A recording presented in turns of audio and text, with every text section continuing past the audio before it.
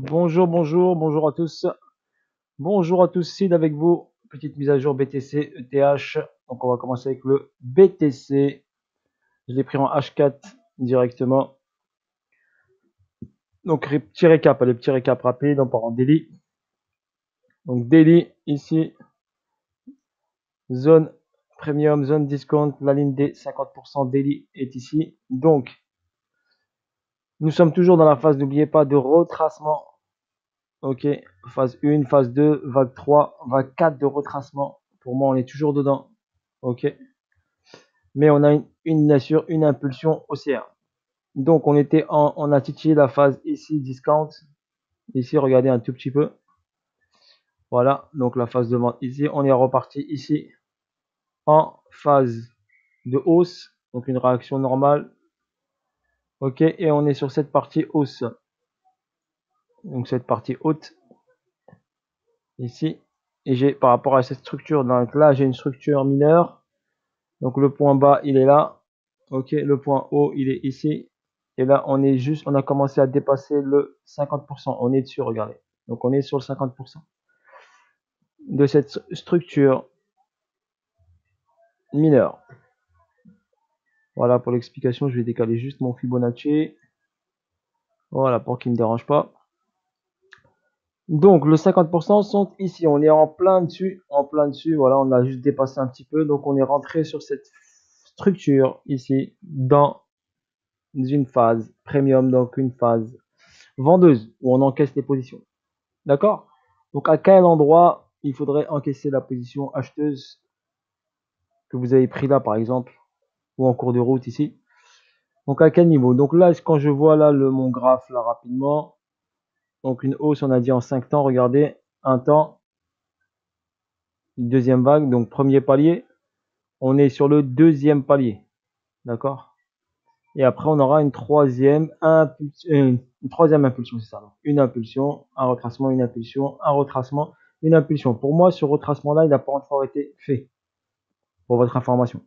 Donc, pour moi, ce retracement n'a pas été fait. Donc, là, pour l'instant, on va aller en H4 pour vous expliquer un peu plus précisément.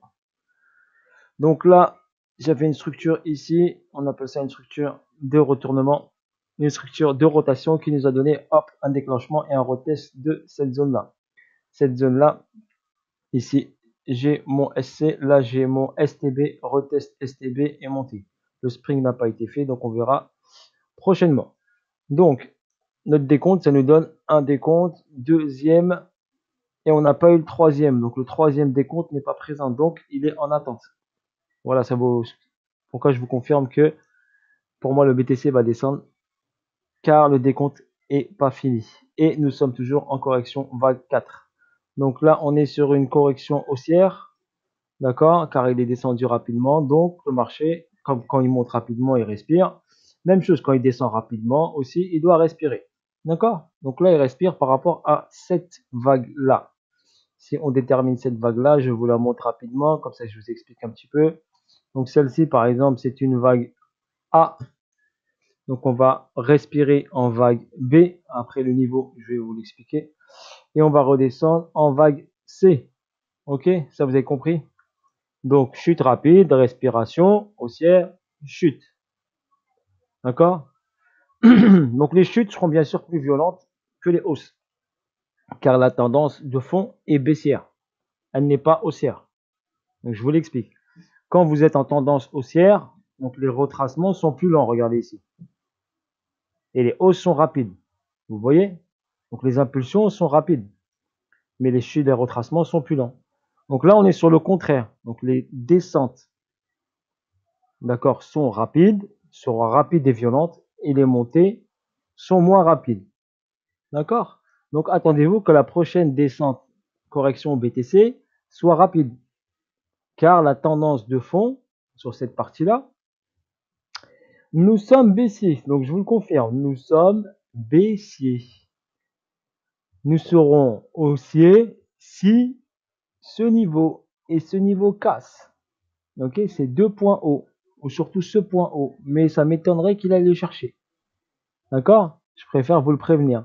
Il peut aller chercher cette liquidité-là. Pour l'instant, il a pris celle-ci. D'accord, je vais vous le montrer en H4. On va hop ici un peu agrandir comme ceci pour se concentrer sur cette partie-là qui nous intéresse le plus. Donc la liquidité ici a été prise. Regardez, le prix il est là. Donc là, forcément, il doit y avoir une réaction. D'accord? Et ici, cette liquidité est en attente. Donc il doit venir la chercher. Donc il va venir la chercher. Ok? Pour la venir la chercher, il va faire un petit excès possible. Donc là, j'ai par rapport à cette, hop, mon Fibo de retracement qui me donne le 1,618 à ce niveau-là. Ok? Donc pour moi, si le 1,618 est là, donc il doit aller chercher ici ce niveau-là. Vous le voyez ici, ce niveau-là. Donc ici, chercher cette liquidité-là. Au maximum, il ira là, 56, 57. Au max. Sinon, il s'arrête là. Ok? Sinon, il s'arrête sur cette zone-là. Donc prise de cette liquidité ici, qui me paraît plus logique. Celle-là me paraît un peu haute. D'accord? J'opterai plutôt sur celle-ci. Ok, donc voilà pour cette prise de liquidité ici. Ensuite, je vais aller en H1 pour vous expliquer un petit peu mieux ce qui se passe en ce moment. Donc là, nous sommes dans une schématique de distribution. Pourquoi schématique de distribution? Donc là, nous avons un haut, un A, et ici nous avons un saut qui a été effectué. BC, AR, ST, saut. Impulsion pour faire lutter. Donc quand on a un UT comme ceci, ok, derrière, nous avons une correction. D'accord? Correction. Donc pour moi, la correction, donc on va avoir une correction qui va revenir ici. D'accord? Je dirais dans les 40 000. Donc je le vois bien venir titiller ici cette zone-là. Ensuite, pour aller remonter, faire le deuxième plus haut par rapport à cette hausse-là. D'accord? Et le deuxième et dernier plus haut, qui on appellera ça l'UTAD. Ok, c'est une schématique Wickoff. Donc l'UTAD, je le vois bien ici. Mais pour aller là, ok, il faut qu'il redescende. Si on regarde bien ici, qu'est-ce qui se passe? Nous avons ici une latéralisation du prix. Donc quand on a une latéralisation du prix, on a de fortes chances qu'il y ait une correction. D'accord? Après une hausse, si vous avez une latéralisation, vous avez en pourcentage de probabilité très fort que le prix retrace vers le bas. Ok? Ensuite, dans cette structure-là, vous voyez ce petit schématique là, cette petite schématique, je vous le décompose au maximum. Ok, pour vous montrer. Cette petite schématique là. Donc là, j'ai une montée, un arrêt et une redescente ici. Et après une remontée là. D'accord? Et après une descente. Donc là, pour moi, j'ai une petite schématique qui se met en place. Ici, sur ça. Donc regardez, ici, pour moi, ici, j'ai ici, j'ai une petite schématique de distribution. D'accord? On a ici un haut ici. D'accord? À mon avis, ici, on peut avoir un retest de ce niveau-là, ici, à ce niveau-là, ou un tout petit peu plus d'excès. Et après rechuter. Ok, si on analyse rapidement, ça ferait BC, AR, ST, SO, SO, UT, descend, UTAD sur petite structure ici. D'accord? Et ensuite descendre pour aller chercher ici cette zone-là. Il ne va pas descendre trop bas, hein, vous inquiétez pas. Moi je le vois au max, ici dans les 40 000. Ok, dans ce niveau-là. Dans les 40 000 ici. D'accord? Donc une descente ici vers les 40 000. Et ensuite 40 000 ou 42, entre 42 et 41, je dirais 40, ce serait mieux. Dans cette zone-là, vous voyez cette petite zone ici. Donc là, dans cette zone ici, chercher un peu de liquidité et repartir. Là, on est sur les 50. Donc il va, pour moi, faire un petit excès pour rester dans la zone premium, justifier sa chute premium, ensuite repasser en discount, repasser en premium, avant d'effectuer, hop, la descente, d'accord, pour finir en vague.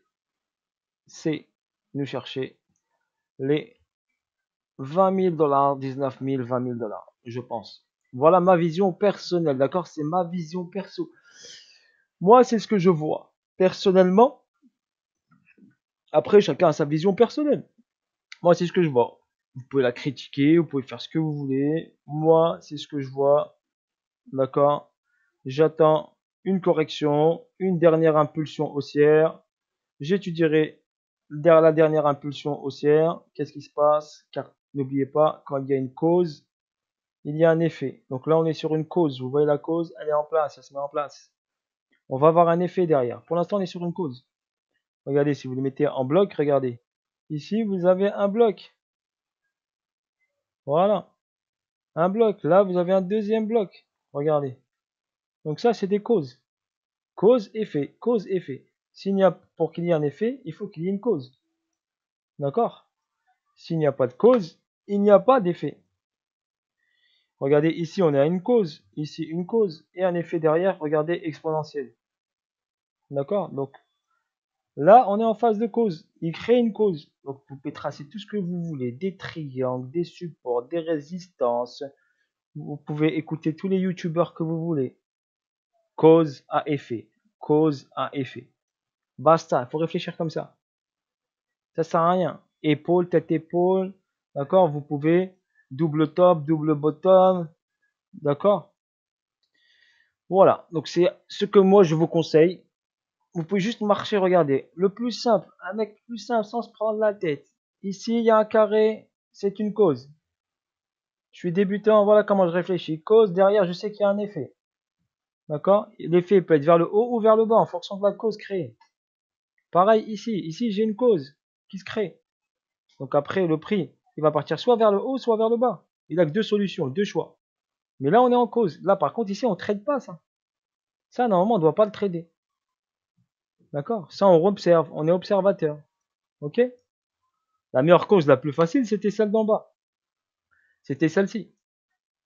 D'accord? Ça, c'est un pullback, une structure de rotation avec ici, hop, une petite cause qui s'est mise en place et boum, le prix est parti. Et en plus, on avait ce petit repère-là. D'accord? Donc, c'était ici. Hop, s'il descendait pas en dessous de celui-là, forcément, il allait vers le haut.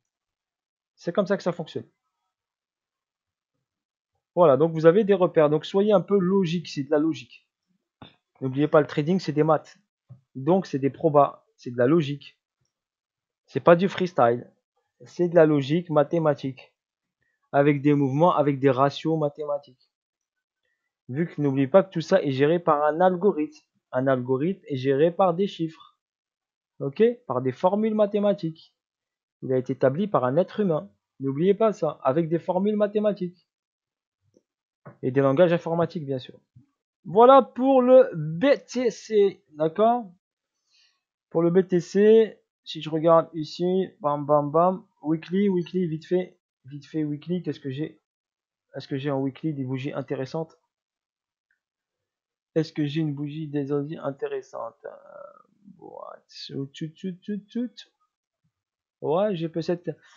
Vous voyez pourquoi je vous dis qu'il peut revenir aux 40 000 parce que j'ai cette bougie-là. Celle-ci là.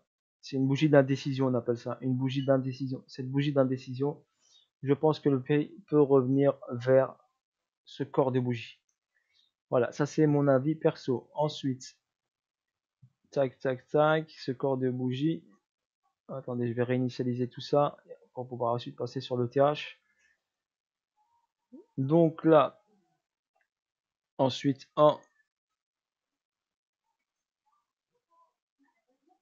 là, est-ce que j'ai quelque chose? Je vais juste regarder vite fait pour checker.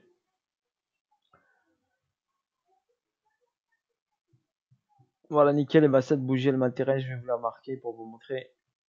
Donc, le retracement peut venir là, ici, sur ce niveau-là. Voilà. Donc, ici, le BC, il est là. ST, il peut même enfoncer un peu plus. Allez, je verrai un retracement jusqu'ici, moi, personnellement.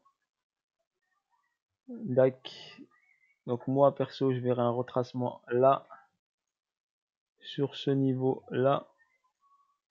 Voilà, ici, boum. Ouais, je dirais sur ce niveau-là. Pour moi, c'est un niveau intéressant ici. Donc, je verrai d'abord ici. Je vais vous le marquer. Voilà. Ici, un petit retracement là. Recharger de la liquidité. Comme je vous ai dit, passer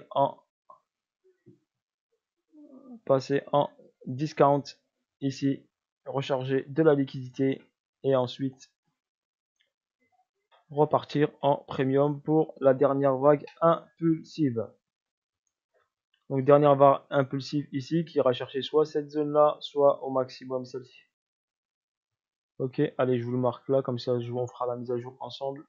Le petit suivi avec vous, je ferai le petit suivi avec vous pour vous expliquer l'évolution.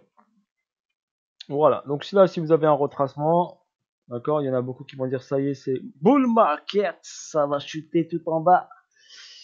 Donc c'est possible que ça dévisse, mais pour moi, il y a encore une dernière impulsion. Une dernière belle impulsion pour prendre de la liquidité, pour passer en zone premium sur la structure mineure, pour prendre la liquidité ici de ce sommet-là, qui m'intéresse, c'est celui-là qui m'interpelle le plus. D'accord, vu que celui-là a été pris, donc celui-là m'interpelle. Voilà, j'attends cette petite cause qui se fasse. Donc après, je vais réagir. Ensuite, ETH. BTC, j'ai pris un peu plus de temps que l'ETH. Donc l'Ethereum est parti chercher ma zone que je vous ai signalé. Vous vous rappelez le 1,618 ici. Vous vous rappelez le 1,618 ici. Donc là, nous allons avoir une correction. D'accord, une correction. Donc là, si on regarde cette structure-là, regardez, le 50% est ici. Donc nous sommes au-dessus du 50%. Donc nous sommes en zone premium, donc en zone vendeuse. D'accord, on l'a juste passé par-dessus. Par rapport au daily, ici, on est en zone premium aussi pareil, regardez. D'accord. Donc ici, on avait une schématique d'accumulation, un spring qui a donné cette hausse-là. Mais ce niveau, ici, pour moi, ce niveau, tout ça, tout ce qui est ici, là, c'est de la liquidité qui attend. Ici, ce niveau-là, liquidité qui attend. Ici, liquidité qui attend. Donc, je revois bien ici l'Ethereum. Ici, bien sûr, je persiste sur mon analyse. Moi, je l'attends là. Ok. Même principe, comme je vous l'ai montré là tout à l'heure sur le BTC. Donc là, ici, j'ai 3 vagues. Donc une haussière, 2, correction 3. Ces vagues 3 sont un peu à plat, ça arrive. Et ensuite, ici, j'ai les grandes vagues. Les grandes vagues comme sur le BTC que je vous ai montré. Donc la grande vague BTC. Et là, l'Ethereum là. Donc là, c'est la vague 1 ici, vague A. Vague B haussière, je le vois bien aller chercher cette zone-là possible. D'accord. Et ensuite, aller les chercher ici avant de repartir sur un cycle haussier. Repartir sur un cycle haussier. Ensuite, voilà ma vision personnelle, bien sûr, de SID. Voilà, je vous la partage. Après, on verra ce que le prix fera. Moi, je m'adapterai. Je m'adapte toujours à ce qui se passe, à la situation du marché. Je m'adapte à ce qui se passe. Je trade ce que je vois. J'ai des zones où bien précises où je vais intervenir, où je vais faire très attention. Donc comme je vous l'ai dit, d'accord, ici on a eu une cause, une réaction, et là on est sur une cause. Donc après une cause, il y a un effet. D'accord. Vous voyez cette cause-là. Et derrière, il y aura un effet. Donc sur cette cause, regardez, ici, pour moi, ici j'ai un BC.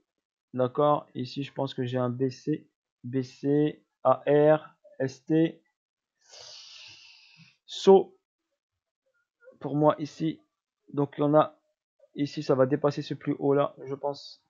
Donc on va aller chercher ici un peu de liquidité, un double sommet ici, et avant de descendre.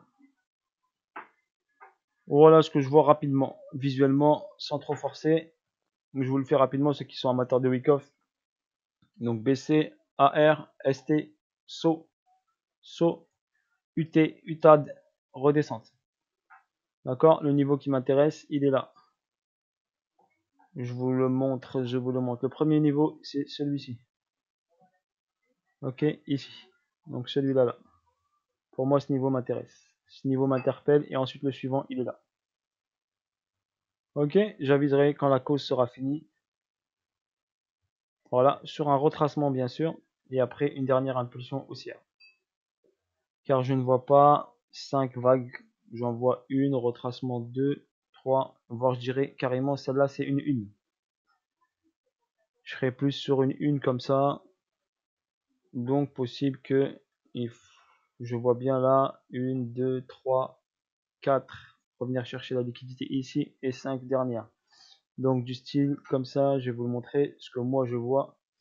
Et je vais regarder d'abord ce qu'il fait. Donc une comme ça, une 2 là qui est pour moi trop petite, une 3 là avec un petit excès, une 3 là, donc une 4 ici, chercher cette liquidité qui est là, et ensuite une 5 qui peut aller là, ou au max, et elle va chercher ça.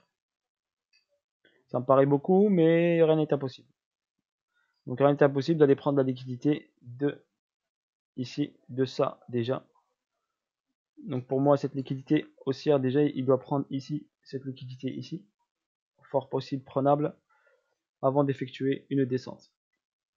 Pour faire, comme je vous ai dit, la vague C. Donc je vous la remontre encore une dernière fois. Pour moi, ça, cette schématique est possible. On est ici en vague A, une hausse en B, c'est possible jusqu'au 218, je pense. Pas forcément ou là. Et ensuite, chute en C pour aller chercher notre target qui est ici. Voilà moi ce que je vois. Sur ce, bis à tous, n'hésitez pas à liker, à partager et à bientôt pour de nouvelles aventures. D'accord? Bye bye.